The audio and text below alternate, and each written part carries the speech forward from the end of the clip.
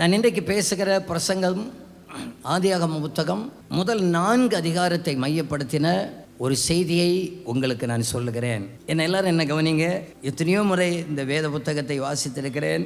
ஆனால் ஒரு வித்தியாசமான ஒரு கோணத்தில் ஆவியானவர் எனக்கு சில காரியங்களை என் இருதயத்தில் போட்டார். அந்த காரியங்களை அப்படி உங்களோடு கூட நான் பேசுகிறேன்.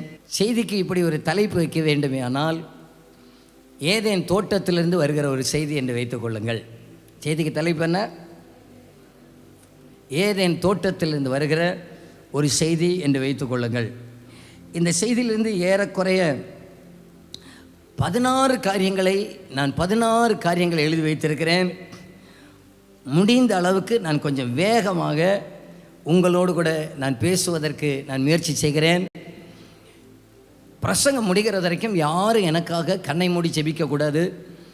நீங்கள் கண்ணை திறந்து நீங்கள் ஜெபிக்கலாம், ஸ்தோத்திரம் பண்ணலாம். கண்ணை மூடி ஜெபிக்கிறவர்களுடைய கண்களை திறக்கிற கிருபையை ஆண்டவர் எங்களுக்கு கொடுத்திருக்கிறார். ஸ்தோத்திரம். ஆகையினால நான் உங்களை உற்சாகப்படுத்துகிறேன். நம்ம எல்லாரும் அறிந்திருக்க வேண்டிய ஒரு அழகான ஒரு பாடம் கர்த்தர் நமக்கு கற்றுக் கொடுக்கிறார். கர்த்தர் நம்மோடு கூட இருந்து நமக்கு பேசுவாராக. எல்லோரும் என்ன பாருங்கள், நம்முடைய தெய்வம், இதை எல்லோரும் நீங்கள் விசுவாசிக்கணும். நானே ஒரு சில வார்த்தைகளை நான் சொல்லுகிறேன்.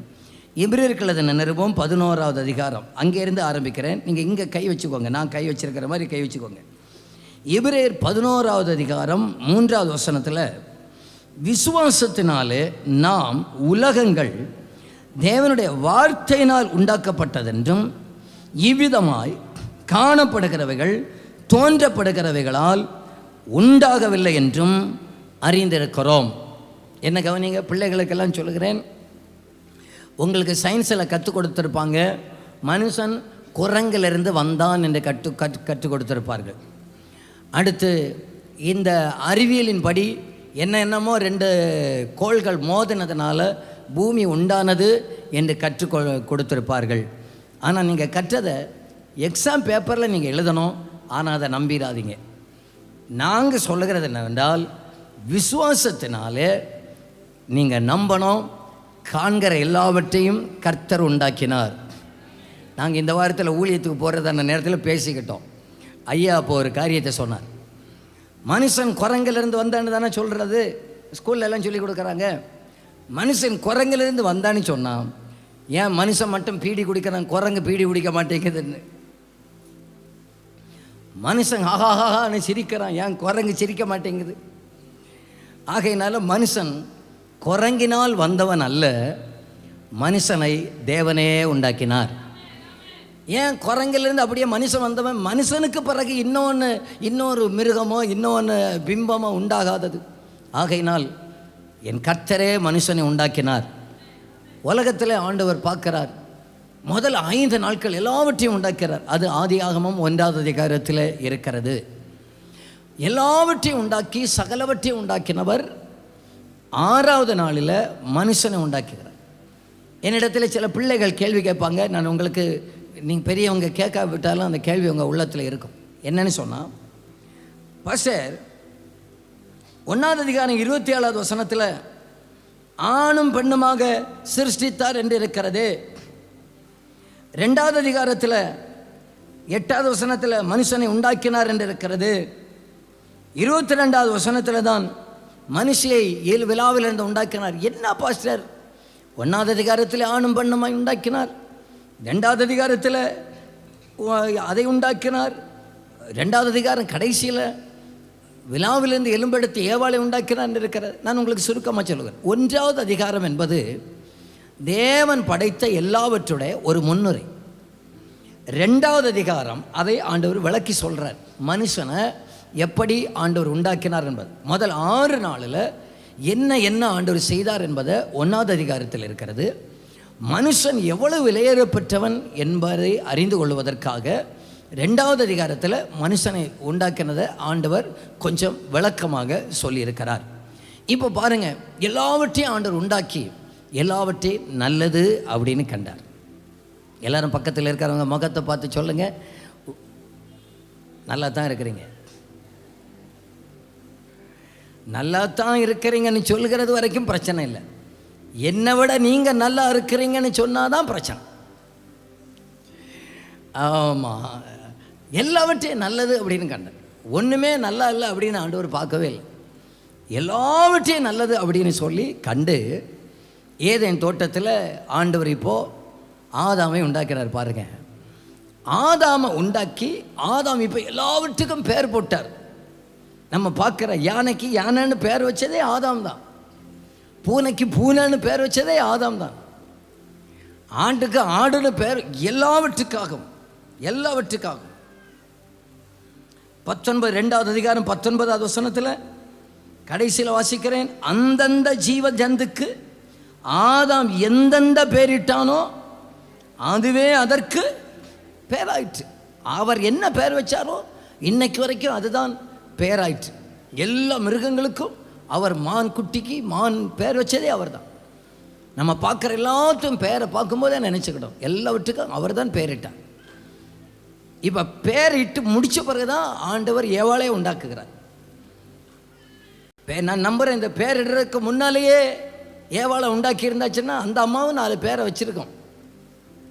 ஆனால் இப்போது பார்த்தார், எல்லாவற்றுக்கும் பேரிட்டு ஆண்டவர் பார்க்குறார்.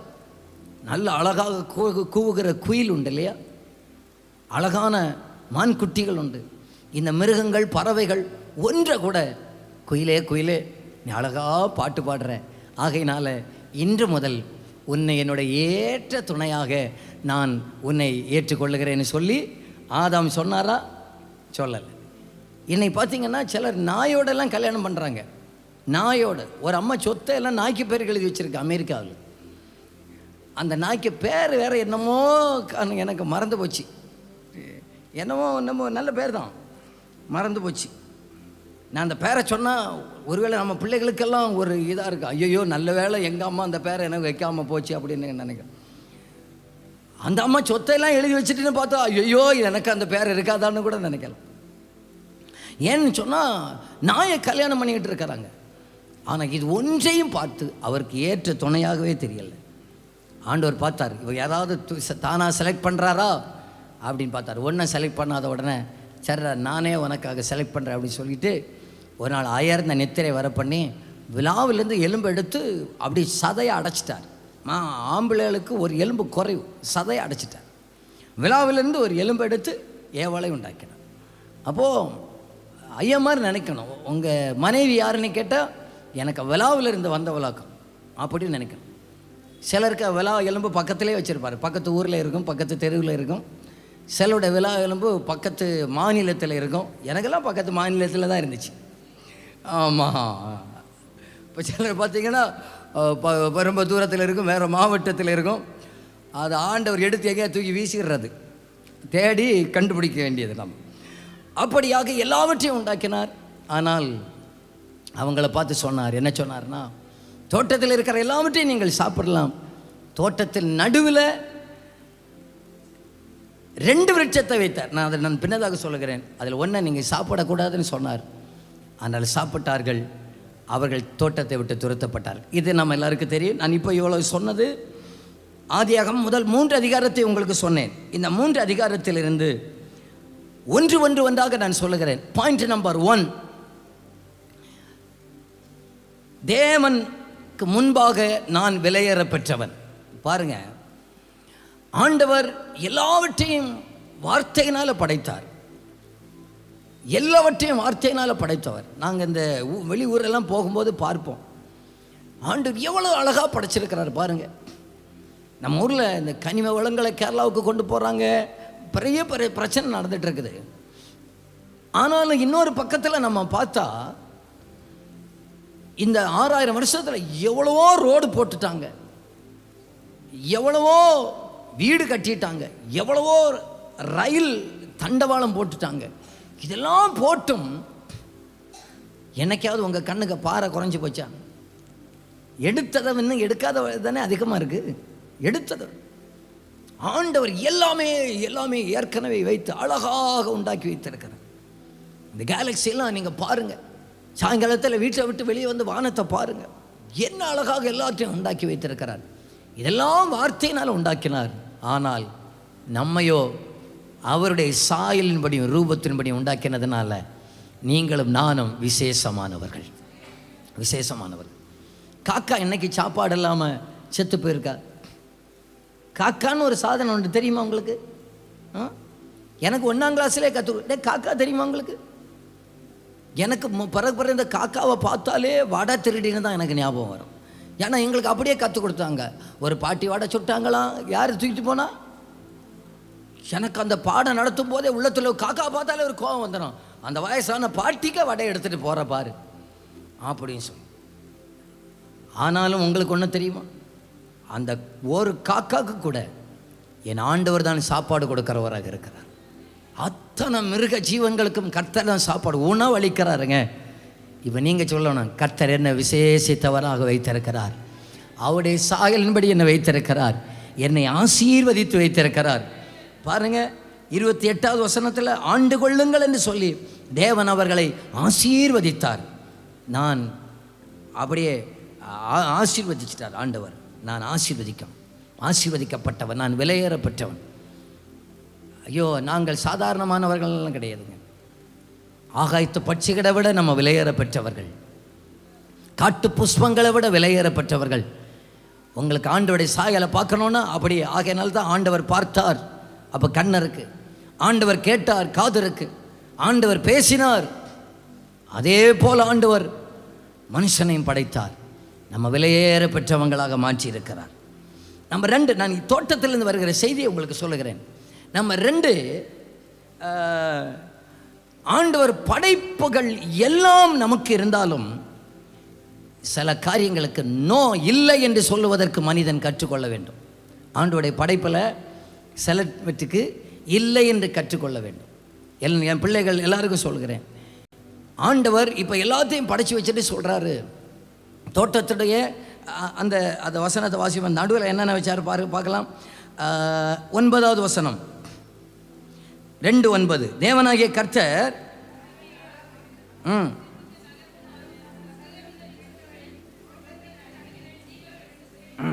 தோட்டத்தின் நடுவில் என்ன விருட்சத்தை வைத்தாரு? ஜீவ விருட்சத்தையும் நன்மை தீமை அறியத்தக்க விருட்சத்தையும் பூமியிலிருந்து முளைக்க பண்ணினார்.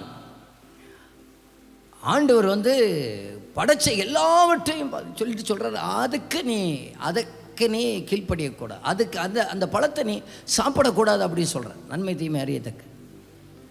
நம்ம வாழ்க்கையில் சில காரியங்களை இது எனக்கு வேண்டான்னு சொல்லுவதற்கு நீங்கள் தீர்மானம் எடுத்துக்கிடும். யாராவது எனக்கு இது வேண்டாம் அப்படின்னு சொல்லுகிறதுக்கு நீங்கள் தீர்மானம் எடுத்துருக்கீங்களா? இது எனக்கு வேண்டாம், இது எனக்கு அனுபவிப்பதற்கு இது தகுதியாக இராது. எல்லாம் படைச்சாரா? எல்லாம் ஆண்டவர் தான் படைச்சார். சில காரியங்களுக்கு நோ அப்படின்னு சொல்றதுக்கு நம்ம கற்றுக்கிட்டோம். எல்லாவற்றுக்கும் எஸ். நான் வெஜ்ஜா? எஸ். வெஜ்ஜா? எஸ். அப்புறம் எல்லாம் சாப்பிட்ட பிறகு அதுக்கப்புறம் ஏற்கனவே வயறு இருக்கட்டா வெடிக்கட்டான்னு இருக்கிறதான நேரத்தில் ஃப்ரை இருக்கு, சாப்பிட்றியா? எஸ். அப்புறம் எல்லாம் இப்போவே தொண்டை வர வந்தாச்சு. அப்போ கேட்டால் சொல்லுவோம், தம் பிரியாணி இருக்கு, சாப்பிடியா? தம்னு கொடுத்துரு. எல்லாம் எஸ் எஸ்ன்னு போட்டு அப்புறம் பார்த்தீங்கன்னு சொன்னால் சுகர் பாஸ்டர் ஒரு மாதிரி இருக்கு, ப்ரெஷர் பாஸ்டர் ஒரு மாதிரி இருக்கு. எல்லாவற்றுக்கும் நம்ம ஆண்டவரை குறை சொல்லக்கூடாது. சில காரியங்களை கரெக்டாக இருக்கணும். நோ அப்படின்னு சொல்கிறதுக்கு கற்றுக்கணும். என் வாழ்க்கையில் பார்க்குற எல்லாத்துக்கும் எஸ் அப்படி சொல்கிறேன். நான் அந்த வாலிபர் கூட்டம் நடத்த போகிறேன். ஒரு வாலிபர் பிள்ளை என்கிட்ட கேட்டுச்சு, பாஸ்டர் நான் காலேஜுக்கு போகிறேன், என் காலேஜில் ஒரு பையன் என்னை டார்ச்சர் பண்ணிகிட்டே இருக்கிறான். அது என்ன டார்ச்சர் பண்ணுறான்? நீ மட்டும் எனக்கு நோன்னு சொல்லிட்டேன்னு சொன்னால் நான் செத்து போயிடுவேன்னு சொன்னான் பாஸ்டர். நான் கேட்டேன், அதுக்கு நீ என்ன சொன்ன? ஒரு வாரம் வெயிட் பண்ணுடா, நான் எங்கள் பாஸ்டர்கிட்ட பேசிட்டு சொல்கிறேன்டா. ஒரு வாரம் வெயிட் பண்ண, பாஸ்டர்கிட்ட கேட்டுட்டு சொல்கிறேன். அப்புறம் ஐயோ பயமாக இருக்க பாஸ்டர். நான் சொன்னேன், என்ன சொன்னான்? நீ மட்டும் நோன்னு சொன்னால் செத்துருவேன்னு சொல்லு. நான் சொன்னேன் செத்துருன்னு சொல்லு. என்ன செத்துருவானா? நான் கேட்டேன், இப்போ உனக்கு நீ அப்படி நினைக்கிற, இப்போ காலேஜ் வெளியூரில், இனி ஊருக்கு வந்தா ஊர்லேயும் ஒரு பையன் உன்னை பார்த்து இப்படி சொல்லுவான், அப்போ என்ன சொல்லுவான்? யார்கிட்ட கேட்டுட்டு சொல்கிறேன்னு சொல்லுவான். நம்ம எல்லாவற்றுக்கும் எஸ், எல்லாத்துக்கும் எஸ், அப்படியா எஸ், எல்லாத்தையும் அப்படியே. ஐயா சில காரியத்தை இல்லைன்னு சொல்லுங்க, சில மாற்ற வேண்டியதை மாற்றி வைங்க. சில ஐயாமார் நல்லா இருப்பாங்க, கெட்டு போகிறதுக்கு காரணமே ஃப்ரெண்டு வந்து சொல்லுவார், டேய் இன்றைக்கி எனக்கு பர்த்டே பார்ட்டிடா, நான் மிலிட்ரியிலேருந்து வந்திருக்கிறேன்டா, மிலிட்ரியில் உள்ள அந்த ஃபுல்லு வாங்கிட்டு வந்திருக்கிறேன்டா, நம்ம வந்து ஒரு ஒரு ஒரு ஒரு பெக்கு குடிப்போண்டா. என்னடா நம்ம எல்லாம் ஃப்ரெண்ட்ஸு, இப்படி நீ இப்படி பண்ணலாமாடா, கொஞ்சம் டேஸ்ட் பாருடா. இன்னைக்கு முழு குடிகாரனுக்காக மாறினதுக்கு காரணம் என்றைக்கோ ஒரு பர்த்டே பார்ட்டி ஒருவனை அதுக்குள்ளே கொண்டு வந்துச்சு. ஏதோ ஃப்ரெண்ட்ஸ் கூட என்ஜாய் பண்ணுறதுக்கு என்னைக்கோ ஒருவர் பார்த்த ஒரு கொஞ்சம் டேஸ்ட் பண்ணது. என் பிள்ளைகளுக்கு சொல்கிறேன், வாழ்நாளில் சில காரியங்கள் நோ அப்படின்னு சொன்னால் நோ தான், அது வேண்டானா வேண்டாம். கேரளாவில் கஞ்சா வந்து பிடிக்கிறாங்க, பயங்கரமாக பிடிக்கிறாங்க, பிடிக்கணும். ஒருத்தன் என்ன பண்ணான்னா அந்த கஞ்சா செடியை வீட்டிலேயே வளர்த்திட்டு இருக்கிறான். போலீஸ் வந்து பிடிக்கிறாங்க. போலீஸ்கிட்ட இவன் சொல்கிறான், சாருன்னு அறிஞ்சோட இது வெஜிடேரியனானு. சாருக்கு தெரியாதா இது சைவம், இது இயற்கையாக வளர்கிறது, தெய்வம் உண்டாக்கி வச்சதாக்கம், இதை சாப்பிட்ற தொம்பு இருக்கு. இவன் போலீஸாருக்கு கிளாஸ் எடுக்கிறான். எப்போ தெய்வம் படைச்சது தான், அல்லது எனக்கு வேண்டாம், தெய்வத்துக்கு முன்னால் எது உத்தமமாக இருக்கிறதோ அது மட்டும் எனக்கு போதும்னு சொல்லுகிறவங்க கையை வெறுத்தி காமிங்க பார்க்கலாம். ஆமாம், எல்லோரும் பக்கத்தில் இருக்கிறவங்கள பார்த்து சொல்லுங்கள், நோ சொல்ல கற்றுக்கோ. சொல்லுங்கள் பார்க்கலாம், ஒரு வாட்டி கூட சொல்லுங்க. ஆமாம், சிலதுக்கு இல்லை அப்படின்னு சொல்கிறதுக்கு சொல்லிடுங்க, அது நாங்கள் எனக்கு வேண்டாம்ப்பா, அதெல்லாம் நாங்கள் செய்ய மாட்டோம், நாங்கள் அதெல்லாம் பண்ண மாட்டோம். பயங்கர உற்சாகம்.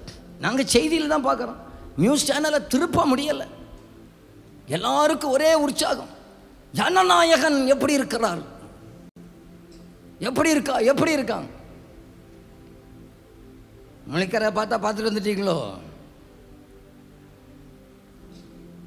2 பேரை தூக்கியாச்சு, வாருவேன் சண்டே கிளாஸில் வாரேன். நாங்கள் அது பார்க்கலாமா இது பார்க்கலாமா? இப்போ பார்த்து என்ன செய்ய போகிறீங்க நீங்கள்? இப்போ அதுக்கு அதில் ஏதாவது என்ன கற்றுக் கொடுக்குறாங்க? மொத்தத்தில் சினிமாவில் என்ன கற்றுக் கொடுக்குறாங்க? பைபிளுக்கு 100% எதிரானது சினிமா. பைபிள் என்ன சொல்லுது? உன்னை தேவன் மன்னித்தது போல மற்றவர்களை மன்னிப்பாயாக. என்னைக்காவது சினிமாவில் ஹீரோ வில்லனை கட்டிப்பிடிச்சி, நான் உன்னை மன்னித்து விடுகிறேன் கிறிஸ்துவை போல, நீ என்னை ஒரு கணத்தில் அடித்தால் இதா மறுகணத்தை இதா திருப்பி தருகிறேன் சொன்னானா? பைபிளுக்கு டோட்டல் அகெயின்ஸ்டான தான் சொல்லி கொடுக்குறாங்க. டோட்டல் அகெயின்ஸ்டா. அது நமக்குரியதல்ல. அது நோன்னா நோன்னு சொல்லுங்க. சும்மா அப்படியே சினிமாவும் பார்த்துட்டு படமும் பார்த்துக்கிட்டு வந்து கொயரில் என்னென்னு அப்படியே பாடுறன்னா வந்துடாதீங்க கொயருக்கு. ஆமாம், அது நமக்கு நோ அப்படின்னா அது வேண்டான்னா வேண்டாம். ரெண்டாவதாக இல்லை என்று சொல்லுவதற்கு கற்றுக்கொள்ளுங்கள். இந்த தோட்டத்திலிருந்து நான் பார்த்த 3வது செய்தி என்னவென்றால், தேவனுடைய வார்த்தையை மாற்றாதிருங்கள். வாசிக்கிறேன், கவனமாக நீங்கள் எனக்கு பதில் சொல்லுங்கள். ஆதியாகமம் 2வது அதிகாரம் 17வது வசனம் வாசிப்போம். ஆனாலும் நன்மை தீமை அறியத்தக்க விருட்சத்தின் கனியை புசிக்க வேண்டாம். இந்த டிஸ்பிளே பார்த்து இந்த வசனத்தை சத்தமாக வாசிங்க பார்க்கலாம். எல்லாரும் ஐயாமார் பிள்ளைகள் எல்லாம் சேர்ந்து வாசிங்க. அட்டை மக்களை எல்லாரும் வாசிங்கடா. ஆனாலும்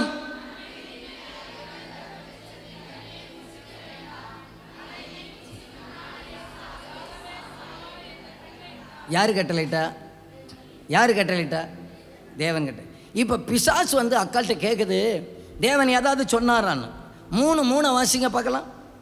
ஆனாலும் தோட்டத்தின் நடுவில் இருக்கிற கனியை குறித்து தேவன் நீங்கள் அதை சாகாதபடிக்கு அதை புசிக்கவும் அதை தொடவும் வேண்டாம் என்று சொன்னார். தொடக்கூடாது ஆண்டவர் இங்கே சொன்னாரா? நான் 3:17 புசிக்க வேண்டாம்னு சொன்னார். தொடக்கூடாதுன்னு சொன்னாரா சொல்லலையா? அம்மா மாதிரி என்ன கவனிங்க. ஆண்டவர் தொடக்கூடாதுன்னு சொன்னாரா புசிக்கக்கூடாதுன்னு சொன்னாரா? சாத்தான் வந்து கேட்ட உடனே நம்மளால் என்ன சொன்னாங்க? நம்மளால் என்ன சொன்னாங்க? எக்ஸ்ட்ரா ஒன்று கூட அங்கே கிடக்கட்டு, அங்கே போட்டு வைப்போம். தேவன் கொடுத்த வார்த்தையை இயேசுவே சொன்னார் மலை பிரசங்கத்தில், உள்ளதை உள்ளதென்று சொல்லுங்கள், இல்லாததை இல்லாத அதோட முடிச்சிருங்க. சிலரை பார்த்தீங்களா, இந்த சாதனை பண்ணுறதுக்கு அம்மா அப்பா பிள்ளை தாத்தா பாட்டி, அது பாட்டிக்க பாட்டி, அது போய் நூற்றாண்டாச்சு. என்னாலும் என் பாட்டி சத்தியமாக நான் செய்யலை, உள்ள என் பாட்டிக்க பாட்டி சத்தியமாக செய்யலை, பைபிள் சத்தியமாக செய்யலை, கோயில் சத்தியமாக. ஐயோ, சொல்கிறதெல்லாம் 1ஆம் நம்பர் போய் ஆகும். நம்ம வந்து எக்ஸ்ட்ரா எல்லாரும் இப்போ சொல்லுங்க பார்க்கலாம். தேவனுடைய வார்த்தையை மாற்றாதிருங்கள். பக்கத்தில் இருக்கிறவங்கள பார்த்து சொல்லுங்க பார்க்கட்டு, அவங்க ரியாக்ஷன் எப்படி வருதுன்னு பார்த்துருக்க பார்க்கட்டு. சொல்லுங்க சொல்லுங்க, அப்படியே சொல்லுங்க. எக்ஸ்ட்ரா பேசாதீங்கன்னு சொல்லிடுங்க.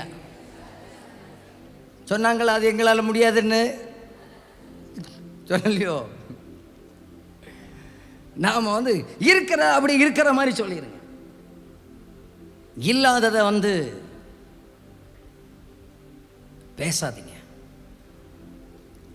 நான் நம்புவதற்காக நான் ரொம்ப அப்படி ப்ரெஸ் பண்ணி சொல்கிறேன். நம்புகிறாங்க, நம்பாம போகிறாங்க. ஆண்டவருக்கு முன்னால் எல்லாம் பார்த்துக்கிட்டே இருக்கிறேன். ஆண்டவருக்கு முன்பாக எல்லாம் வெளியரங்கமாக இருக்கிறது. சிலர் வந்து என்கிட்ட யூகத்தில் பேசுவாங்க, விரட்டியே விடுவேன். ஒரு வழியாக வருவார்கள், 7 வழியாக ஓடிவார்கள். யூகத்தில் பாஸ்டர் நான் இப்படி ஒரு காரியத்தை கேள்விப்பட்டேன். எனக்கு என்னன்னா, எப்படி கேள்விப்பட்டீங்க? அப்படி ப்ரூஃபோட வாங்க. சும்மா யூகத்தில் பேசுகிறதெல்லாம் நமக்கு பதில் சொல்ல முடியும். நான் இப்படியே ஒன்று அறிஞ்ச பார்த்துக்குங்க. அது சாத்தான இப்படி தான் வருவான். தேவன் ஏதாவது ஒன்று சொன்னாரா? ஏன் தெரியாதா இவனுக்கு? இப்படி வர்றதெல்லாம் நினச்சிக்கிடணும். என்னதோ இருக்கு, என்னதோ பிசாசுக்கு போராட்டம் இப்படி தான் வரும். இந்த உங்களை குழப்ப பண்ணுறது டைரக்டாக வராது. ஏதுனால நேர பேசுங்க, நேரம். நம்ம பிள்ளைகள்ட்ட எல்லாம் கேட்டு பாருங்க. எனக்கு கூட அந்த கிராம ஊழியத்தில் இருக்கிற வர்ற ஐயா மட்டும் கேட்டு பாருங்க. இவங்களை பற்றி அது எங்கே கூட நடக்காது பேச்சு. அது நமக்கு தேவையில்லை. நாங்கள் 5 பேர் போனால் என்னை பற்றி பேசுங்க, இருக்கிற அவரை பற்றி பேசுங்க, இவரை பற்றி பேசுங்க. அவர் வேண்டாம், அது நல்லா இருக்காது. ஏன்னா நம்ம இன்னைக்கு லைஃப்பில் நம்ம பண்ணுற எல்லாமே ரெக்கார்டடாகும், எல்லாமே ரெக்கார்டடாகும். ஆண்டவர் வர்றதான நேரத்தில் இந்த சவறு சாட்சி சொல்லுவான், நம்மளை பற்றி சாட்சி சொல்லுவான். நீங்கள் சொல்லுங்கள், இங்கே நம்ம ஊரில் உள்ள சாட்சிகளை மாற்றலாம், காசு கொடுத்து மாற்றலாம். இதை என்ன கொடுத்து மாற்றுறது? சவரே என்னை மட்டும் போட்டு கொடுத்துடாத, நல்ல பெயிண்ட் அடிப்பேன்னா. சவரே இந்த பீம் மச்சு கூப்பிடுமா? ஏசு சொன்னார்ல, ஒரு ஊருக்கு போனால் அவங்களை ஏற்றுக்கொள்ளணும்னா தூசியை தட்டி விட்டுட்டு வாங்கன்னு சொன்னார். ஏன்? நியாயத்தீர்ப்பினால அந்த தூசி சொல். நாம் பண்ணுற அத்தனை ரெக்கார்டு நான் நம்புகிறேன். இந்த காலத்தில் மட்டும் பைபிள் எழுதப்பட்டிருந்தா சொல்லலாம். நியாயத்தீர்ப்பு நாளில் அநேகருடைய இன்ஸ்டாகிராம் வந்து சாட்சி சொல்லலாம். என்னை கடக்க விட்டா இல்லை. நான் கொஞ்ச நேரமாவது ரெஸ்ட் எடுக்கலான்னு பார்த்தா சில மொபைல் சொல்லும். ஐயோ ராத்திரியாவது என்ன இருக்க விட்டா நான் சூடாவி டெம்பரேச்சர் ஏறி அது நான் கோபப்படுறேன்னு சொல்லி தெரிஞ்சம் விட்டா இல்லை, என்ன விடல. அது சாட்சி சொல்லு, சர்வமும் ரெக்கார்டு தான், எல்லாமே ரெக்கார்டு. ஆகையினால எல்லாத்தையும் மாற்றிடாதீங்க. அதை செய்கிறது இதை செய்கிறது இருக்கிறது இருக்கு. அப்படி திறந்த மனசோட யாருக்கு முன்னாலும் தைரியமாக நிற்கலாம் பாருங்கள். ஒளிவு மறை இல்லாமல் வாழலாம். உள்ளதை உள்ளதுன்னு சொல்லுங்கள், இல்லாததை இல்லாதன்னு சொல்லுங்கள். கர்த்தர் அதுக்கு கிருபை தரணும்னு சொல்லுகிறவங்க வலது கையை உயர்த்தி ஸ்தோத்திரம்னு சொல்லுங்கள். நல்லா சொல்லுங்க பார்க்கலாம். ஆண்டவரே ஸ்தோத்திரம், ஆண்டவரே ஆண்டவரே நமக்கு ஸ்தோத்திரம், ஆண்டவரே ஸ்தோத்திரம், ஆண்டவரே நீர் அருவருக்கிற எந்த பொய் உதடுகளும் எங்களுக்கு வேண்டாம் ஆண்டவரே. ஆண்டவரே உள்ளதுன்னு சொல்லணும், இல்லாததை இல்லைன்னு சொல்லணும். எக்ஸ்ட்ரா நாங்கள் பேசக்கூடாது, வார்த்தைகளை நாங்கள் மாற்றவே கூடாது, நாங்கள் மாற்றவே கூடாது. ஹல்லேலூயா ஹல்லேலூயா ஸ்தோத்திரம். நல்ல கவனிங்க. இனி அடுத்த காரியத்தை சொல்லுகிறேன். அடுத்த 1-2 காரியத்தை சொல்லுங்க. தெரிந்தெடுப்பில் உத்தமமாக இருங்கள். தெரிந்தெடுப்பில் உத்தமமாக இருங்கள். இப்போ அந்த வசனத்தை வாசிங்க. 9:2-9 வாசிங்க பார்க்கலாம்.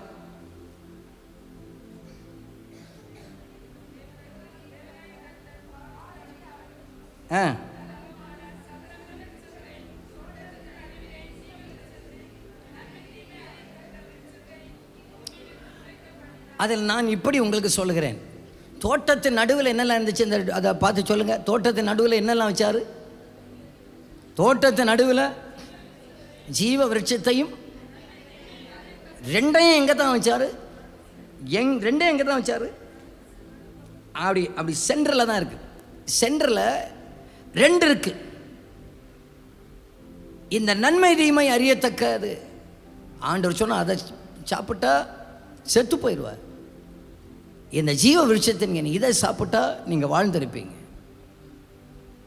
இது 2மே சென்டரில் இருக்கிற. நான் இப்படி சொல்கிறேன், நம்முடைய வாழ்க்கையுடைய ஒரு மைய புள்ளியில் சரியானதை தெரிந்தெடுக்கணும் பாருங்க.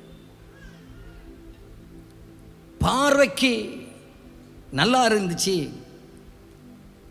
அப்படின்னு சொல்லினா மாம்சம் சொல்லும், இங்கே பாரு பார்வைக்கு நல்லா இருக்கிறான், பார்வைக்கு நல்லா இருக்கிறான், காதுக்கு நல்லா பேசுகிறா, இவனை செலக்ட் பண்ணி சொல்லும். ஆனால் கர்த்தர் சொல்லுவார், ஜீவ விருட்சம் இருக்கு, அதை செலக்ட் பண்ணு, சாகாமலே இருப்பா, வாழ்ந்திருப்ப, உனக்கு ஜீவன் கொடுக்கும். வெளிப்படுத்தின விசேஷத்தில் சபைக்கு சொல்லும் போதும் பரதேசியின் நடுவில் மத்தியில் இருக்கிற ஜீவ விருட்சம் என்று இருக்கிறது. இந்த ஜீவ விருட்சத்தை ஆண்டவர் அப்படியே மாற்றிட்டார். வாழ்க்கையில் ஒரு முக்கியமான பார்ட். நான் இந்த வாலிப பிள்ளைகளுக்கு என்ன சொல்கிறேன்னா, வாலிப காலம் அதுதான் உங்களை நீங்கள் யார் என்பது அடையாளப்படுத்துகிறதே அந்த வயசு தான். நீங்கள் இன்ஜினியரிங் எடுத்தீங்கன்னா காலம் முழுவதும் இன்ஜினியர்னு அறியப்படுவீங்க. மருத்துவம் படிக்க போனீங்கன்னா காலம் முழுவதும் டாக்டர்னு அறியப்படுவீங்க. அந்த அதுதான் உங்கள் வாழ்க்கையுடைய ஒரு மையம், ஒரு சென்டர். எதை செலக்ட் பண்ணுவீங்க? அதில் தேவனுக்கு பிரியமானதை செலக்ட் பண்ணும். நம்ம பல நேரத்தில் யோனாவை போல செலக்ட் பண்ணும்.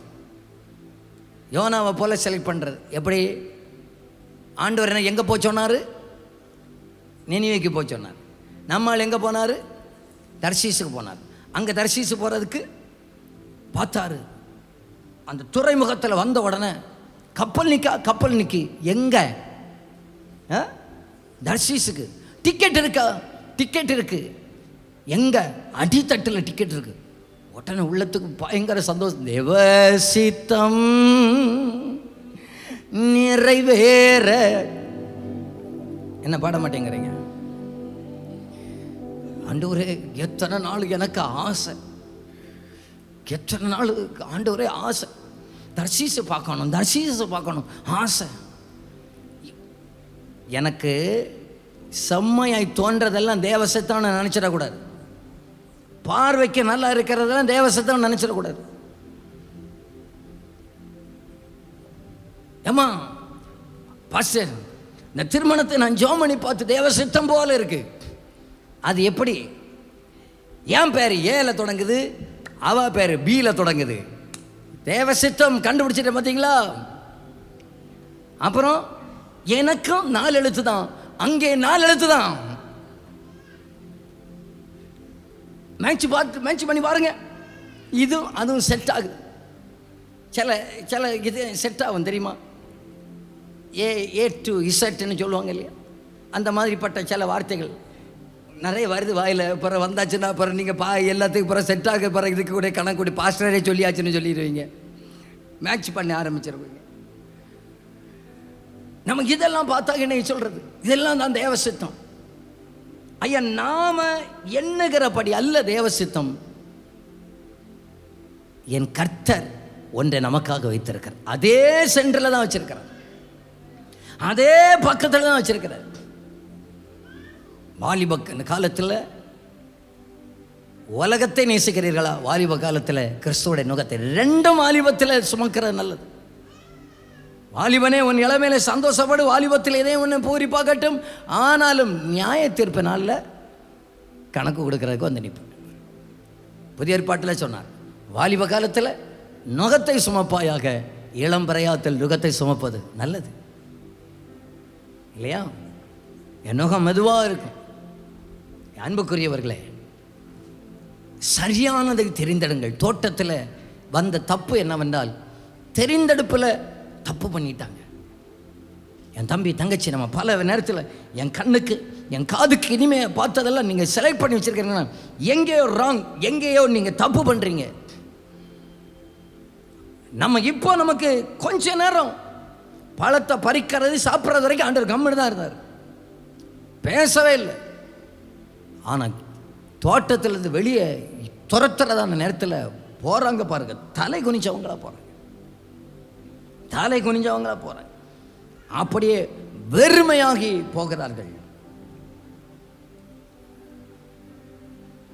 எத்தனை சொன்னேன்?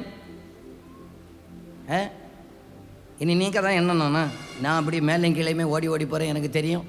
நான் இனி வேகமாக கொண்டு வந்ததெல்லாம் முடிச்சுக்கிட மாட்டேனே தெரியும். 4, பொறுப்பை ஒத்துக்கொள்ளுங்கள். பொறுப்பை ஒத்துக்கொள்ளுங்கள். இப்போ பாருங்க, 3ஆவது அதிகாரத்தில் வாங்க. இனி தான் கொஞ்சம் கொஞ்சமாக கிளைமேக்ஸுக்குள்ளே நான் வரேன்.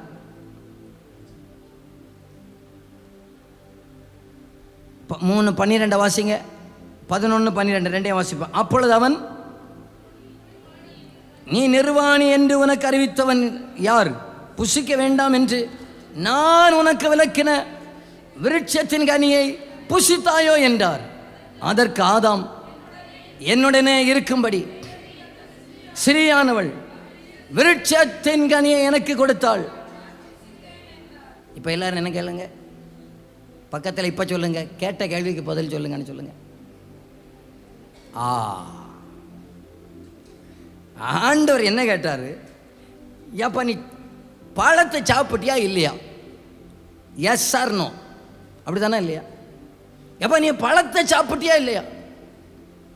நான் என்ன தெரியுமா நம்புகிறேன், அந்த நேரத்திலையாவது சாப்பிட்டுட்டேன்ப்பா, இப்போ தான் தெரியுது அதோடைய அருமை தெரியுது, தள்ளிடாதீங்கன்னு சொல்லுவாரா? நாம் பிள்ளைகளுக்கு வேலையே தான் வேலை. என்ன அப்போ நீங்கள் தப்பு பண்ணினீங்களா? பழத்தை சாப்பிட்டீங்களா? ஐயா, கர்த்தர் எனக்கு தந்த மனைவி எல்லாம் அப்படியே தூக்கி அங்கே போட்டாச்சு. என்னாலும் ஆண்டவர் பாருங்க, அவர்கிட்ட போய் கேட்டார், நீ இப்படி செய்தது என்னன்னு. நம்ம என்ன அதில் அவரை விட லேசப்பட்டாளா? நீர் உண்டாக்கின சர்ப்பம் எங்கே இருந்து அங்கே வெயிட்டு போக கூட்டிகிட்டே வருது. இங்கே இருந்து அங்கே தூக்கி வச்சாச்சு, இப்போ அதுவும் சேர்ந்து சர்ப்பத்துக்கு மேலே வச்சாச்சு. தவறு செய்தால் உடனடியாக அப்பா சமூகத்தில் சொல்லிவிடுங்க.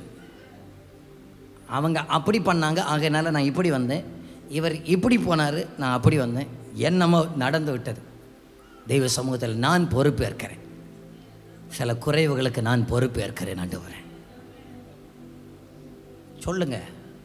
ஆண்டவரே எங்கள் வீட்டில் சில பிரச்சனைக்கு நான் பொறுப்பேற்கிறேன்னு சிலர் நீங்கள் ஐயா மாதிரி அம்மா மாதிரி சொல்லுங்கள்.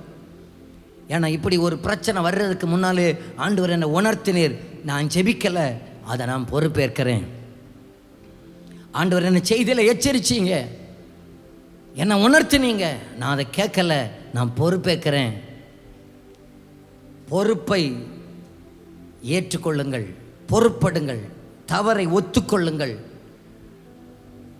சும்மா அதையும் இதையும் சொல்லி அப்படியே அவங்க மேலே இவங்க மேலே தப்பு போட்டு போட்டு போட்டு போட்டு அப்படியே இன்னைக்கு பழகிட்டு பாருங்க. எங்கள் வீட்டிலே அது நடக்குது. 3வது ஆள் இன்னும் ஒழுங்கா சொந்தமாக பல்லே தேய்க்க தெரியாது. அந்த இடையில என்ன தப்பு வந்தா எல்லாம் சேட்டை. தண்ணியை களைஞ்சது யாரு? நான் இல்லை, அவன். இதை செய்தது யாரு? அவன். இதை செஞ்சது யாரு? அவன். எல்லாம் அங்கே தூக்கி அங்கே போட்டு.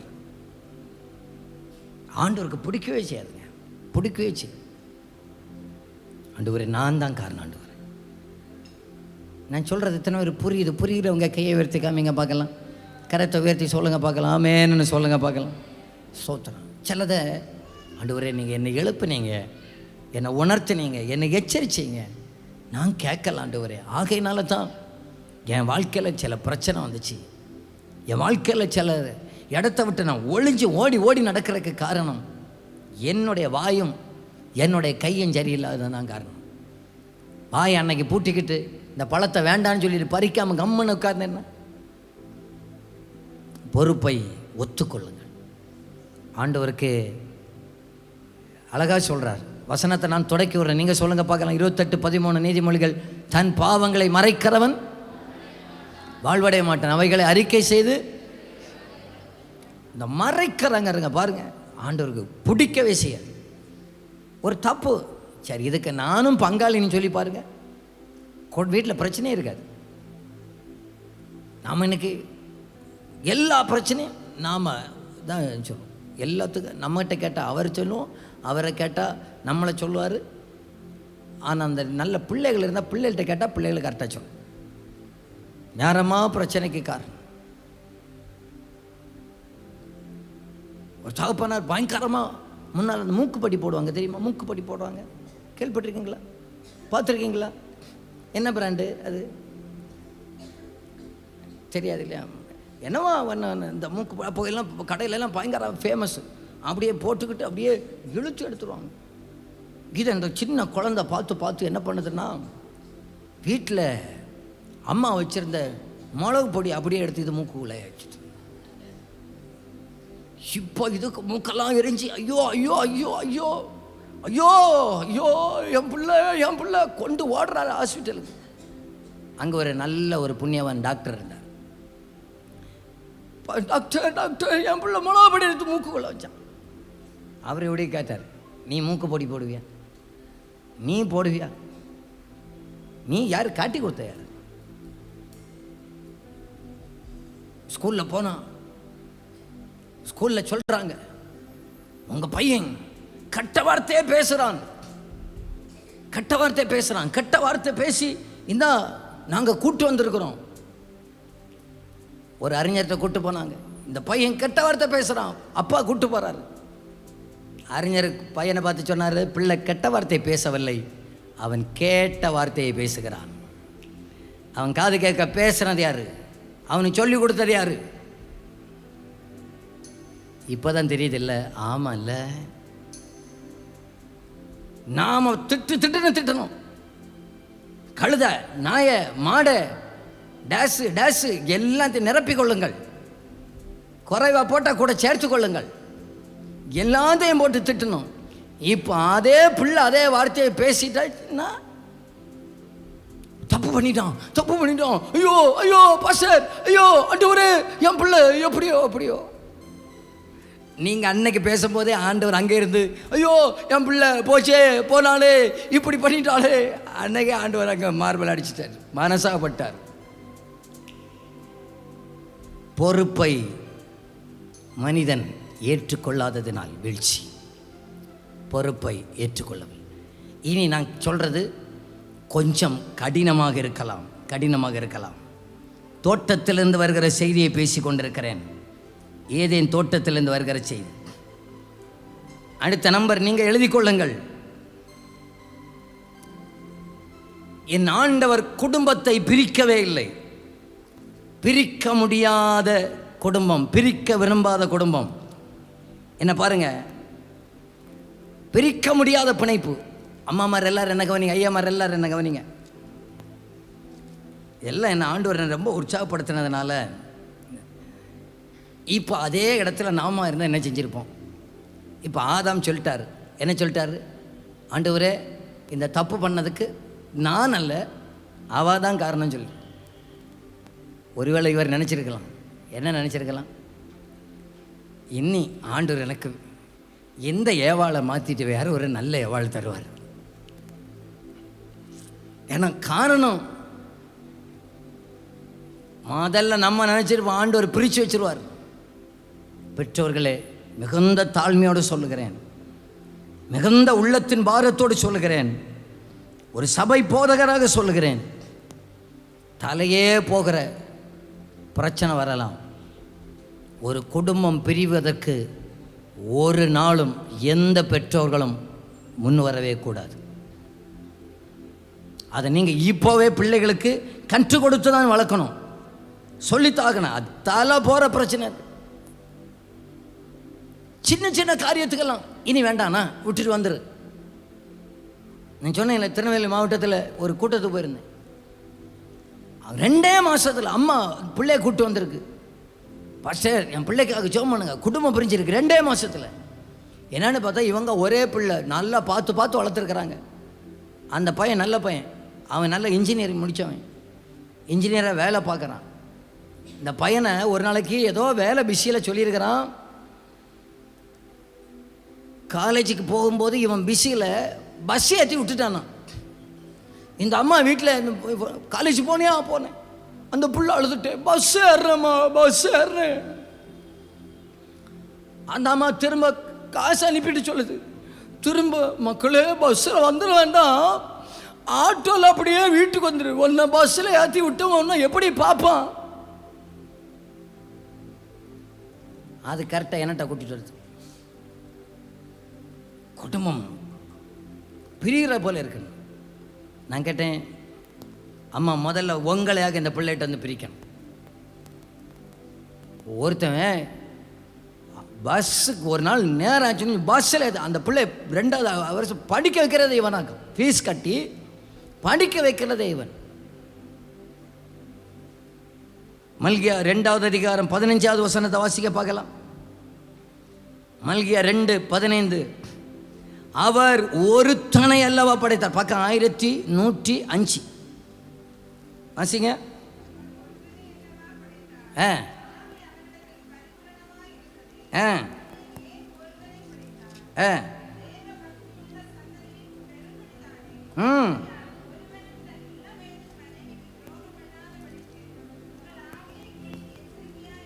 இங்க பாருங்க, முதல் குடும்பத்தில் இருந்தே பிரச்சனை வந்திருக்கு. முதல் குடும்பத்திலே பிரச்சனை வந்துச்சா இல்லையா? சொல்லுங்க பார்க்கலாம். பிரச்சனை இல்லாத குடும்பம் இருக்கா சொல்லுங்க? எல்லா குடும்பத்திலையும் பிரச்சனை இருக்கிறது, ஏற்ற தாழ்வுகள் இருக்கும். நம்ம என்ன நினைக்கிறோன்னு அந்த வாலிப பிள்ளைகளெல்லாம் சொல்கிறோம், ரொம்ப கற்பனை கோட்டை கட்டிட்டு போயிடுறது. நாங்கள் எப்படி வாழ போகிறோம் தெரியுமா? இந்த சினிமாவன் ரீல்ஸும் பார்த்து அப்படியே கொண்டு வாழ்க்கையில் அப்ளை பண்ண பார்க்குறது. நாங்கள் எங்கே போகிறோம்? நாங்கள் மலேசியாவுக்கு போக போகிறோம்.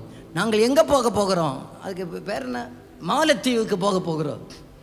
எவனோ ரீல்ஸ் எடுத்து போட்டான்.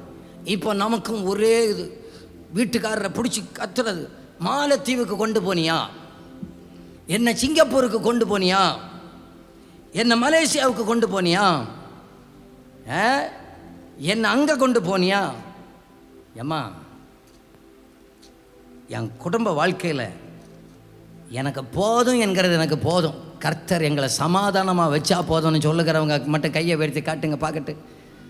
அங்கே கேமராவில் எல்லாம் ரெக்கார்ட் ஆகிட்டு இருக்கு, கையை வெறுத்து காட்டுங்க பார்க்கட்டு. All R recorded. ஆமாம், இந்த கல்யாணம் ஆகாத பிள்ளை நீங்கள் இதை கை வைத்திருக்க.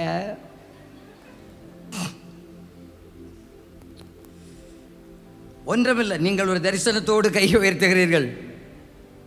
கர்த்தர் நீங்கள் விரும்புகிறது போல ஆண்டவர் தருவாராக. அடுத்ததை நான் சொல்லுகிறது என்னன்னா, பெற்றோர்கள் செய்கிற ஒரு தவறுகளை சொல்கிறேன். பிள்ளைகளுக்கு ஒன்று சொல்லிக் கொடுக்க மாட்டாங்க. என்ன சொல்லிக் கொடுக்க மாட்டாங்க?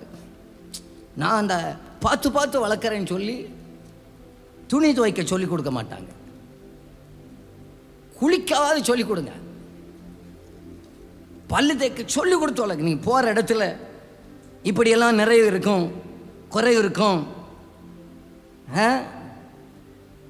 இப்போ பாருங்கள், தீத்துக்கு எழுதின புத்தகத்தில் வாசிங்க பார்க்கலாம். நான் ஒரு காரியத்தை உங்களுக்கு சொல்லுகிறேன். 2வது அதிகாரம் 5வது வசனம். 5வது வசனம் எல்லாம் சத்தமாக வாசிங்க. தெளிந்த புத்தி உள்ளவர்களும், ஒரு அம்மாமாரை பற்றி சொல்லுகிறது, கற்புள்ளவர்களும், வீட்டில் தரித்திருக்கிறவர்களும், நல்லவர்களும், தங்கள் புருஷனுக்கு கீழ்ப்படுகிறவர்களுமாக இருக்கும்படி அவர்களுக்கு படிப்பிக்கத்தக்க நற்காரியங்களை போதிக்கிறவர்களுமாக இருக்கவும். எனக்கு 50 வயசுக்கு மேலே ஆச்சுன்னு சொல்லுகிற அம்மா மாதிரிலாம் கையை உயர்த்தி காட்டுங்க பார்க்கலாம். சிலருக்கு 50 வயசு ஆகிறதே பிடிக்காது, 50ன்னு சொல்லுகிறதே பிடிக்காது. எனக்கு 50க்கு மேலே ஆச்சுன்னு சொல்லுகிறவங்க கையை உயர்த்தி காட்டுங்க பார்க்கலாம். கை கீழே போடுங்க பார்க்கலாம். உங்களுக்கு வேலையில் ஒன்று என்ன தெரியுமா? 5வது வசனத்தை திரும்ப சொல்லுகிறேன். தெளிந்த புத்தி உள்ளவர்களும், கற்புள்ளவர்களும், வீட்டில் தரித்திருக்கிறவர்களும், நல்லவர்களும், தங்கள் புருஷனுக்கு கீழ்ப்ப அவர்களுக்கு, அதை அந்த அம்மா மாதிரிலாம் அண்டர்லைன் பண்ணிங்க. படிப்பிக்கத்தக்கது. படிப்பிக்கத்தக்கதில் நீங்கள் இன்னை வீட்டில் போய் படிப்பிக்கத்தக்கதெல்லாம். ரசம் வைப்பது எப்படி? குடும்பத்தில் இன்றைக்கி பிரச்சனை, பல பிரச்சனை தொடங்குறதே சமையல் அறையில் இருந்தாகும். காரணம் என்ன? படிப்பிச்சு கொடுக்கல. படிப்பிச்சு கொடுக்கல. மக்களை நான் பார்த்துக்கலாம், எல்லாம் படிப்பிச்சு கொடுக்கல. படிப்பிக்கத்தக்க நற்காரியங்களை போதிக்கவும். தோற்றத்திலிருந்து வருகிற செய்தி என்னவே ஆனாலும் சரி, ஆண்டவருடைய மகிமையை இழந்துட்டாங்க. என்னாலும் ஆண்டவர் குடும்பத்தை பிரிக்கவே இல்லை.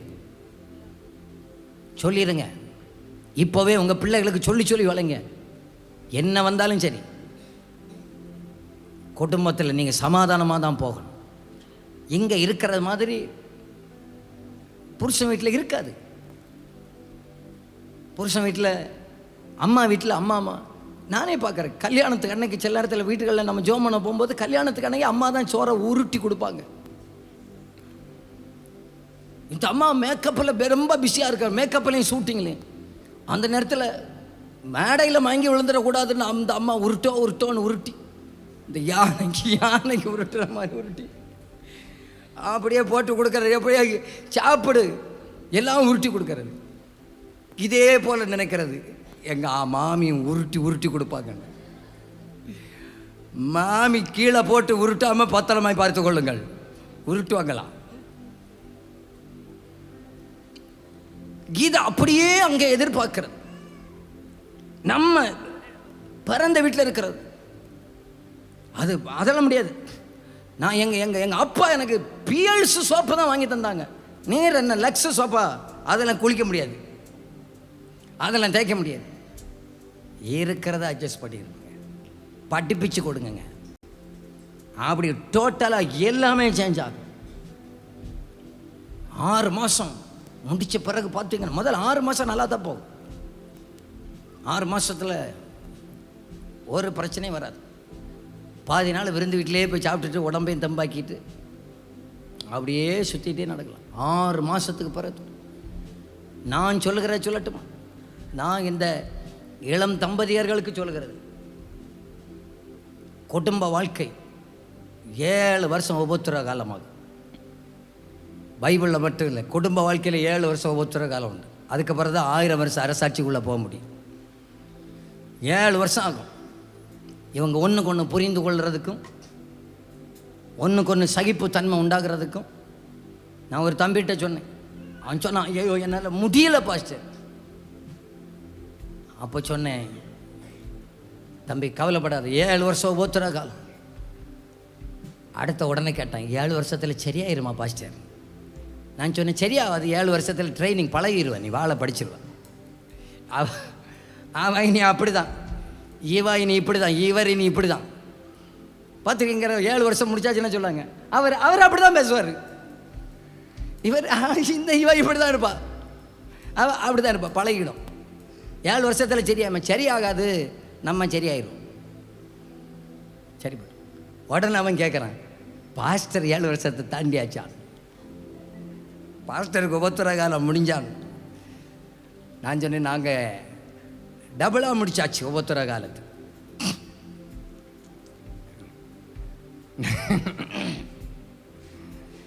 என்ன கவனிங்க, நான் சொல்கிறேன், எத்தனை பேருக்கு புரியுது? உங்களுக்கு புரிகிறவங்க கையை உயர்த்தி காமிங்க பார்க்கலாம். நான் கற்றுக் கொடுக்குறக்கு பலதில் தவறி விட்டனால தான் தோட்டத்திலேருந்து ஒரு செய்தி, படிப்பித்து கொடுங்கள். ஆண்டவர் அவங்கள தன் உறவிலிருந்து பிரித்தார், அவங்க 2 பேரும் பிரிக்கவே இல்லை. ஏன்? ஆதாமுக்கு ஒரு விழாவு தானே இருக்கிறது எடுத்தார், இன்னும் எலும்பு குறைஞ்சா போச்சு. இந்த பக்கத்தில் ஒன்று கூட எடுத்து வா, அடுத்த உனக்கு இந்த பக்கத்துலேருந்து அது ஏ வாழ்னு வச்சுக்க, இதை பி வாழ்ன்னு வச்சுக்க அப்படின்னு ஆண்டவர் இன்னொரு எலும்பு எடுத்து கொடுக்க செஞ்சார். அவங்கள பிரிக்கவே இல்லை. ஆண்டவர் குடும்பத்தை பிரிக்கிறதை கர்த்தர் விரும்பவே இல்லை. எல்லாரும் அந்த வலது கரத்தை உயர்த்தி ஒரு வார்த்தை சொல்லுங்க பார்க்கலாம். ஆண்டவரே, எங்களுக்கு வாழ்க்கை ஏதேன் தோட்டத்திலேருந்து வருகிற செய்தி, எங்கள் வாழ்க்கையை நீங்கள் கட்டி எழுப்பணும் ஆண்டவரே. தெய்வீக ஞானத்தை தாரும் ஆண்டவரே. கேளுங்க பார்க்கலாம். ஆண்டவரே, உம்முடைய ஞானத்தை எங்களுக்கு நீங்கள் தருவீராக ஆண்டவரே. உம்முடைய ஞானத்தை பிள்ளைகள் எல்லாம் கேட்கணும். எங்களுக்கு எதிர்காலத்தை கட்டி எழுப்பக்கூடிய ஞானத்தை கர்த்தர் எங்களுக்கு தரணும் ஆண்டவரே. எங்களுக்கு நீங்கள் தரணும் ஆண்டவரே. தேவையில்லாத எந்த காரியங்களில் நாங்கள் ஈடுபடக்கூடாது ஆண்டவரே. வாக்குவாதங்கள் வேண்டாம், பிரிவினைகள் வேண்டாம். கர்த்தாவே, எங்களுக்கு ஸ்தோத்திரம் ஸ்தோத்திரம் ஸ்தோத்திரம். நல்ல ஞானத்தை தாரும் ஆண்டவரே, ஞானத்தை தாரும் ஆண்டவரே. ஸ்தோத்திரம். நல்ல கைகளை உயர்த்தி வர அல்லேலூயா சொல்லுங்க பார்க்கலாம். அடுத்து நீங்கள் எத்தனை எழுதுனீங்க? 6 தான் ஆச்சா? 15 இருக்குது எனக்கு தெரியும். 15 முடியாது, இனி 1-2 டக்குன்னு சொல்லி முடிக்கிறேன். இப்போ ஆட்கள் சொல்கிறாங்க, பாஸ்டர் இப்படியே இருந்தால் 15 சொல்லுங்கன்னு. நல்ல கவனிங்க. அடுத்ததாக சொல்லுகிறேன், பாவம் உலகத்தில் வருவதற்கு முன்பாகவே மனுஷன் வேலை செய்யணும்னு ஆண்டவர் விரும்புகிறார்.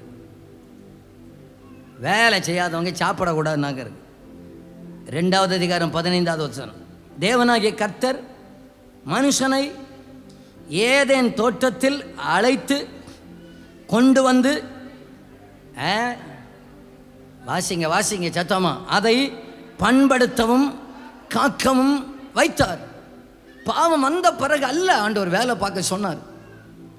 மனுஷன் இந்த உடம்பை எதுக்காக ஆண்டவர் படைச்சிருக்கிறார்னா, இதை வேலை செய்கிறதுக்கு ஏத்தாப்புல தான் ஆண்டவர் படைச்சிருக்கிறார். சிலர் சொல்லுவாங்க, ஐயாமார், அது நான் எல்லாம் என் ஒய்ஃபெல்லாம் வேலைக்கெல்லாம் விட மாட்டேன். அது படிச்சிருந்தா வேலை செய்யட்டுங்க. அது ஆண்டவர் அதை வெறுக்கிறவரெல்லாம் கிடையாது. வேலை செய்யட்டும், அது ஒன்றும் தப்பு எல்லாம் கிடையாது. ஆமாம், அது வேலை செய்யாதவங்க சாப்பிடக்கூடாதுன்னு இருக்குது பைபிளில். 6 நாள் வேலை செய்யணும்னு இருக்குது. நான் ஊழியத்திலே அதை நினைப்பேன். ஒவ்வொரு நாளும் ஆண்டவருக்காக ஏதாவது ஒன்று செஞ்சிடணும், ஏதாவது ஒரு வேலையை செஞ்சிடணும். ஏன்னா ஆண்டவர் குறைவில்லாமல் சாப்பாடு தர்றாரு, நடத்துகிறாரு. வேலையை செஞ்சிடணும். ஊழியத்துக்காரன் நான் ஆனாலும் சரி, ஆண்டவர் எனக்கு நியமித்த வேலையை செஞ்சிடணும். சோம்பேறியாக இருக்கக்கூடாது. அந்த சோம்பலின் ஆவியை இயேசுவின் நாமத்தினால கடிந்து கொள்ளுகிறேன்னு சொல்லணும். அப்படியே சோம்பேறியாகவே படுத்து கிடக்குற சில எப்போ வேலை செய்யலையா, வேலை போகலையா, அது நாளைக்கு போகலான்னு நினைக்கிறேன். அப்புறம் நாளைக்கு கேட்டால் அதான் சொன்னேன் இல்லை நாளைக்குன்னு. அப்புறம் 3 நாள் கழித்து கேட்டால் அதான் சொன்னேன் இல்லை நாளைக்குன்னு. படிப்பு கேட்ட வேலை ஆண்டவர் தரட்டும்.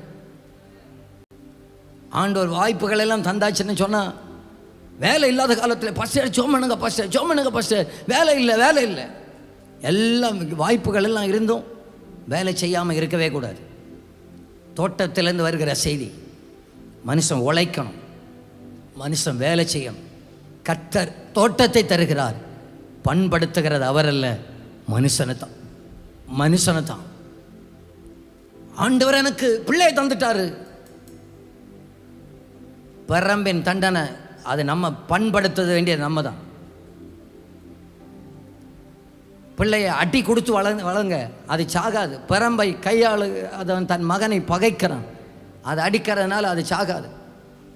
சும்மா டெய்லி ஒரு மணி நேரத்துக்கு கோயிலில் மணி அடிக்கிற மாதிரி டிங்கின்னு அடிச்சுட்டு இருந்தால் அதுக்கு உணர்வே இல்லாமல் போயிடும். இந்த அம்மா மரப்பா எப்போ பார்த்தாலும் அடிதான். ஒரு பிள்ளை சொல்லு, நல்ல வேலை கொஞ்ச நாளைக்கு பிறகு இன்னைக்கு அடி வாங்கல, அது கொஞ்ச நாளைக்கு பிறகு அப்படி அங்கே மரத்தங்க போகும். கொஞ்ச நாளைக்கு பிறகு நான் இன்னைக்கு அடி வாங்கல. டீச்சர்ஸ் நல்லா அடிக்கிற டீச்சர்ஸை பாருங்கள், முன்னால் எங்களுக்கு பயமாக இருக்கும். இப்போ சொல்லலாம் அது 2 அடி அங்கே எங்கன்னு படிக்கலையா, 2 அடி, அப்புறம் பேசாமல் போய் உட்காந்துடலாம். 2 அடி அடிப்பாங்க, அப்புறம் வெளியில் போய் கம்முன்னு வாய் பார்த்துட்டு உட்காந்துடலாம்.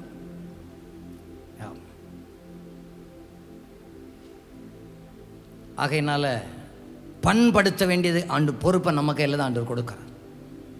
தேவன் உண்டாக்க வேண்டியதை உண்டாக்குகிறார், பண்படுத்த வேண்டியது நம்ம மேலே இருந்த கடமை. எத்தனை பேர் புரிகிறவங்க கரத்தை உயர்த்தி காமிங்க பார்க்கலாம். நல்ல கையை உயர்த்தி ஒரு ஆமேன்னு சொல்லியிருக்க பார்க்கலாம். ஆமேன், ஸ்தோத்திரம். அடுத்ததா, எப்பொழுது ஒரு மனுஷன் வெட்கப்படுகிறார் என்றால், என்றைக்கு பரிசுத்தத்தை இழக்கிறாரோ, வசனத்துக்கு கீழ்ப்படியாமல் போகிறாரோ, தலை குனிஞ்சிருவாங்க, வெட்கப்பட்டுருவாங்க. இன்னைக்கு நம்ம திருவிருந்து ஆராதனையில் பங்கு பெறுகிறோம். பல நேரத்தில் நம்ம வெட்கப்படுவதற்கு காரணம் பரிசுத்தத்தை இழந்துட்டோம். இந்த திருவிருந்து ஆராதனையில் இழந்த பரிசுத்தத்தை கர்த்தர் நமக்கு திரும்ப தருவாராக. என்னை இன்னும் பரிசுத்தப்படுத்தணும்னு சொல்லுகிறவங்க அவங்க வலது கையை உயர்த்துங்க பார்க்கலாம். என்னை பரிசுத்தப்படுத்தும் ஆண்டவரே, வாய்களை திறந்து ஒரு வார்த்தை சொல்லுங்க பார்க்கலாம். நல்லா சொல்லுங்க, என்னை பரிசுத்தப்படுத்தும் ஆண்டவரே. பாவம் என்னை வெட்கப்படுத்தும், ஆனால் ஆவியானவர் என்னை வெட்கப்படுத்த மாட்டார். ரோமர் 5:5 இருக்கு. அவருடைய அன்பு என்னை வெட்கப்படுத்தாது, பாவம் என்னை வெட்கப்படுத்தும், ஆண்டவரை விட்டு ரொம்ப தூரமா கொண்டு போயிடும். பாவி நீச பாவி நானையா, தேவாயிரக்கம் செய்ய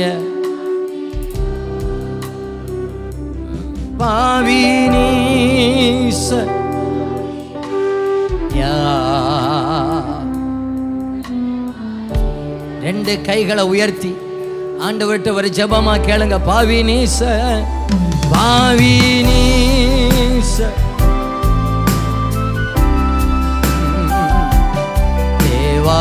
தேவாயிரக்கம் துணை வேண்டும், துணை வேண்டும், என்னை எதிர்க்கும் சக்திகள் பல உண்டு, துணை வேண்டும், என்னை எதிர்க்கும் சக்திகள் பல உண்டு, என் ஜீவன்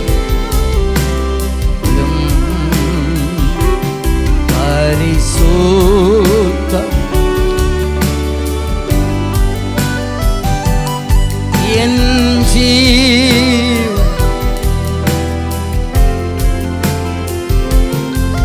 பரிசுத்தம் எழுதும்.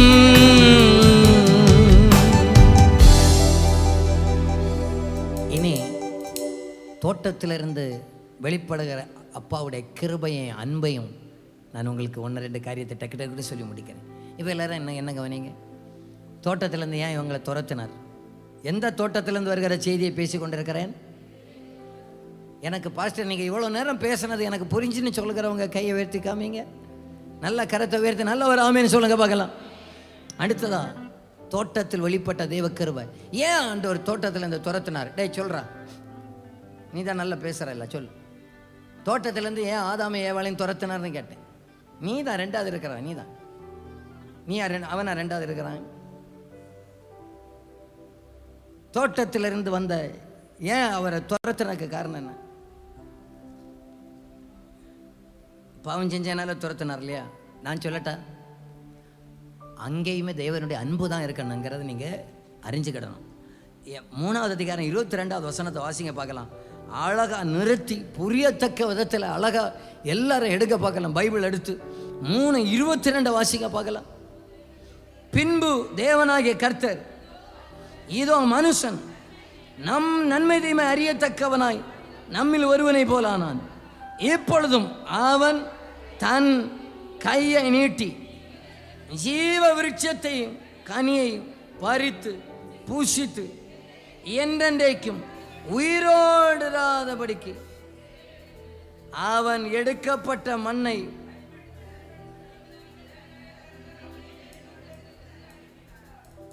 ஏன் தெரியுமா ஆண்டவர் அவனை வெளியே விரட்டினார்? இப்போ எல்லாரும் என்னையே பாருங்க, தோட்டத்து நடுவில் என்னெல்லாம் வச்சாரு? ஜீவ விருட்சத்தையும் நன்மை தீமை, இது ரெண்டும் வச்சாரு. பார்த்தீங்களா? இவங்க அதை சாப்பிடாம இதை போய் சாப்பிட்டாங்க. இதை சாப்பிட்டதுனால இப்போ வெக்கம் வந்தது, பாவம் வந்தது, நிர்வாணம் வந்தது, சாபம் வந்தது, வியர்வை வந்தது, எல்லாம் வந்துச்சா. இனி போய் ஜீவ விருட்சத்தின் கனியை சாப்பிடுவோம். அன்னைக்கே சொன்னீர் வச்சிருலையா, இனி போய் அதையும் சாப்பிட்றேன்னு சொல்லி சாப்பிட்டா, அதை சாப்பிட்டா சாகாமல் இருப்பாங்க. காலம் முழுவதும் வேர்வை சிந்தி பலவீனப்பட்டு இங்கேயே கிடக்கிறத விட இனி அதையும் சாப்பிட்ட காலம் உள்ள இங்கே வேதனைப்படுறதை விட கொஞ்ச நாளையில் அது மரித்து அப்படியே அவங்க ஆவியாவது இளைப்பாறுதலுக்குள்ளே போயிடட்டோன்னு சொல்லி ஆண்டவர் மரணத்தை வைக்கிறார். புரிஞ்சிச்சா? புரிஞ்சவங்க கையை உயர்த்தி காமிங்க பார்க்கலாம். இங்கே தோட்டத்தின் நடுவில் ஜீவ விருட்சத்தின் கனியை வைத்தார் பாருங்க. ஆண்டவருடைய விருப்பம் என்ன தெரியுமா? நம்ம வேதனையோடு ஜீவ விருட்சத்தின் கனியை புசிப்பது அல்ல, நாம மகிமையோடு ஜீவ விருட்சத்தை புசிக்க கர்த்தர் விரும்புகிறார். நம்ம இன்னைக்கு நல்ல பாடுகளை பாடினோம். அழகாய் நிற்கும் யார் இவர்கள், நம்ம எல்லாரையும் சேர்ப்பதற்காக என் கர்த்தர் வருவார். நம்புறவங்க ஒரு ஆமேன்னு சொல்லணும். ஒரு இமை பொழுதுல கர்த்தர் நம்மை மறுரூபமாக்குவார். மண்ணுக்குரிய சரீரம் விண்ணவர் சாயலை தரித்து கொள்ளும். மண் சரீரத்தோடு ஜீவ விருட்சத்தை புசிப்பதற்கு கர்த்தர் இப்பொழுது வைக்கவில்லை. மகிமையின் சாயலோடு கூட அதை புசிக்க கர்த்தர் நமக்கு கிருபை தருவாராக. ஜெயங்கொள்ளுகிறவன் எவனோ அவர் அங்கே பரலோகத்தில் ஜெயங்கொள்ளுகிறவர்களுக்கு ஆண்டவர் வைத்திருக்கிற அந்த ஜீவ விருட்சத்தை கர்த்தர் கொடுப்பார். அந்த ஜீவ விருட்சத்தை கர்த்தர் கொடுப்பார். இந்த உலகத்தில் ஆண்டவர் நமக்கு வைத்திருக்கிற பெரிய பாக்கியமாகிய அந்த ஜீவ விருட்சம் வெளிப்படுத்தும் விசேஷம் 2:7 ஆவியானவர் சபைகளுக்கு சொல்லுகிறதை காதுள்ளவன் கேட்க கடவன். ஜெயங்கொள்ளுகிறவனவனோ அவனுக்கு தேவனுடைய பரதீசின் மத்தியில் இருக்கிற ஜீவ விருட்சத்தின் கனியை புசிக்க கொடுப்பேன். இப்போ இங்க இருந்த ஜீவ விருட்சத்தை ஆண்டவர் மேல கொண்டு போயிட்டார். ஹல்லேலூயா. ஜீவ விருட்சத்தை கர்த்தர் நமக்கு புசிக்க கொடுப்பார். இங்க தான் நமக்கு மரணம். பரலோகத்தில் போன அடுத்து நமக்கு மரணமே உண்டாகாது. நித்திய காலமாக அங்கே இருப்போம். இப்போ தோட்டத்தில் இருந்து அடுத்த செய்தி வருகிறது. என்ன செய்தி வருகிறது என்றால், மகிமையிலே நாம் ஜீவ விருட்சத்தை புசிப்போம் என்கிற செய்தி வருகிறது. நான் மரணத்துக்குரியவனாக இருக்கும் போது அல்ல, தேவனோடு கூட உலாவுகிறதான நேரத்திலே அந்த ஜீவ விருட்சத்தை புசிப்பேன். நம்ம எல்லாரும் அந்த ஜீவ விருட்சத்தின் கனியை புசிக்கிற கூட்டத்தில் இருக்கணும். நம்ம எல்லாரும் அந்த பரலோக ராஜ்யத்துக்கு வரணும். இது அல்ல உண்மையான மனுஷன், இது விழுந்து போனவன். நம்மை மறுரூபப்படுத்துவதற்காக கர்த்தர் வருவார்.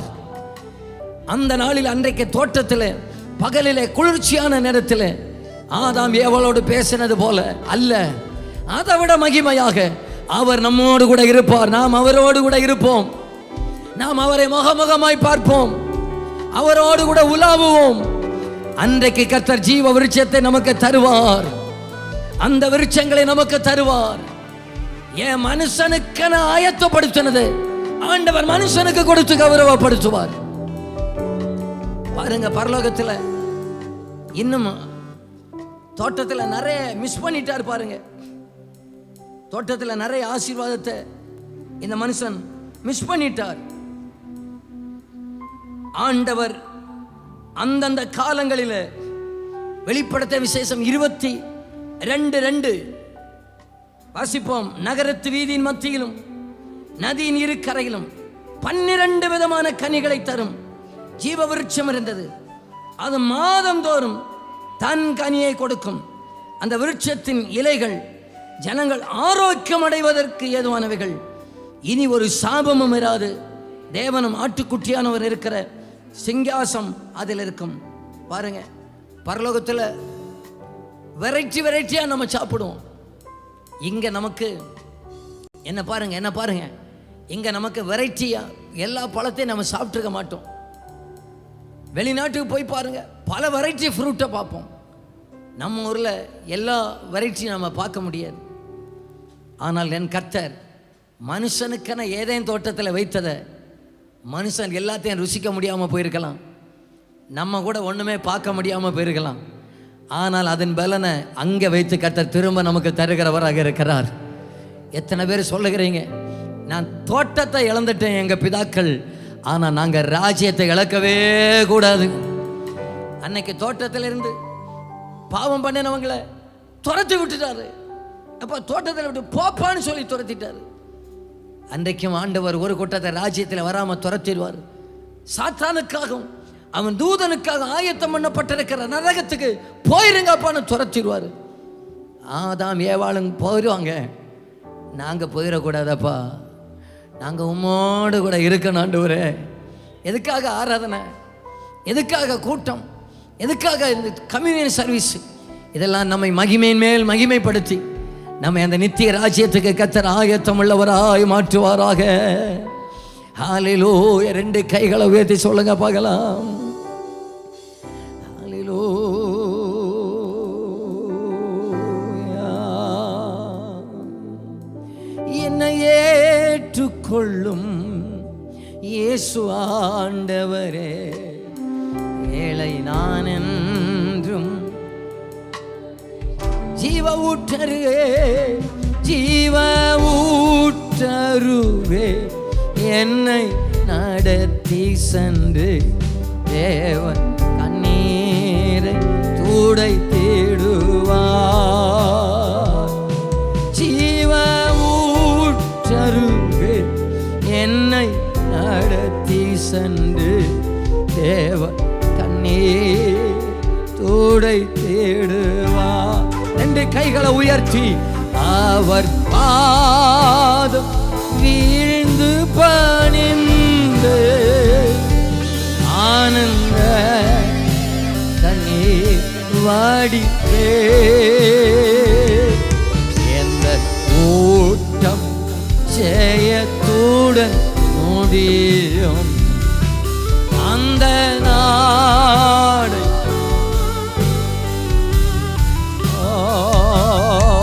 அவர் பாதம் வீழ்ந்து பணிந்து ஆனந்த கண்ணீர் வடிப்பே, எந்த கூட்டம் ஜெயத்தோடு மூடி அந்த நாடு. அந்த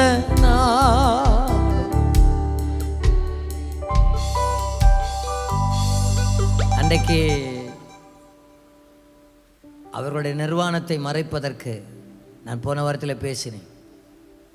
ஒன்றை அடித்து அவர்களுக்கு தோல் வஸ்திரத்தை கொடுத்து நிர்வாணத்தை மறைத்து போப்பான்னு சொல்லி தோட்டத்திலிருந்து துரத்தி விட்டுட்டார்.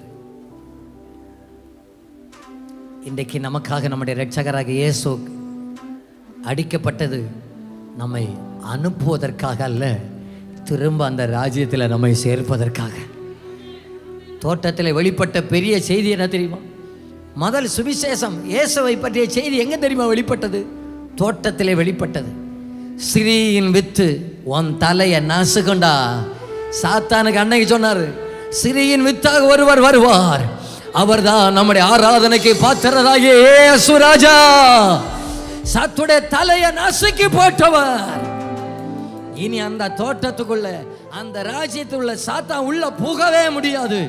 அப்படிப்பட்ட ஒரு நாட்டுக்குள்ள அவன் தலையை நசுக்கி போட்டு என்னை வெளியே அனுப்புவதற்காக அல்ல, என்னை உள்ள அழைப்பதற்காக, அவரோடு கூட பானம் பண்ண, அவரோடு கூட போஜனம் பண்ண, அவரோடு நடக்க, அவரோடு முகமுகமாய் ஆராதிக்க.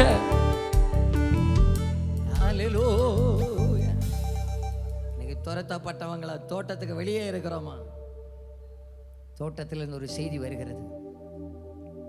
ஆதாமே இன்னைக்கு நின்று பார்த்தா சொல்லியிருப்பாரு, டேய் எனக்கு ஒன்னு அடிச்சு வசனத்தை மாட்டி என்னை வெளியே அனுப்பிட்டாரப்பா. ஆனா உங்களுக்காக பரத்தில் இந்த தெய்வகுமாரனே இறங்கி வந்து உங்களை வெளியே அனுப்பலப்பா. உள்ள வருத்தப்பட்டு வாரம் சுமக்கிறவர்களே, நீங்கள் எல்லாரும் என்னிடத்தில் வாருங்கள் உள்ள அழைக்கிறாரப்பா, உள்ள அழைக்கிறார் ஐயா. தைரியமாக கிருபாசன தண்டையில வாருங்கள் என்று உள்ள அழைக்கிறார் ஐயா. இவ்வளவு பெரிய ஒரு பாக்கியத்தை கர்த்தர் நமக்கு தந்திருக்கிறாரு. எவ்வளவு பெரிய ஒரு பாக்கியம். அவர் பாதம் வீழ்ந்து பணிந்து ஆனந்த கண்ணீர் வடிப்பே. எந்த ஓட்டம் ஜெயத்தோடு முடியும் அந்த நாளை சரே, அந்த நாளை. எத்தனை பேர் நம்புகிறீங்க? நான் துரத்துவதற்காக அல்ல, சேர்ப்பதற்காக எனக்காக இயேசு மரித்தார். அவங்க கையை உயர்த்தி சொல்லுங்க பார்க்கலாம். என்னை சேர்த்து கொள்வதற்காக இயேசு அடிக்கப்பட்டார். அந்த இயேசுடைய ரத்தம் எனக்காக பரிந்து பேசுகிறது. அவருடைய ரத்தத்தினால நான் உள்ள வர்றேன், கிருபாசன தண்டையில வர்றேன், அவர் பாத தண்டையில வருகிறேன். இனி சீக்கிரத்தில் அவருடைய ராஜ்யத்துக்குள்ளாக போவேன்னு நம்புகிறவங்க கையை தட்டி ஆமேன்னு சொல்லுங்க பார்க்கலாம். நல்லா ரெண்டு கைகளை தட்டி, அதுதான் அவருடைய கிருபை, அதுதான் அவருடைய இரக்கம், அதுதான் கிருபை, அதுதான் கிருபை. நாம் நினைத்ததிலும் உயர்த்தி வைத்ததே, அதுதான் கிருபை, அதுதான் கிருபை. என் ஜீவியத்தின்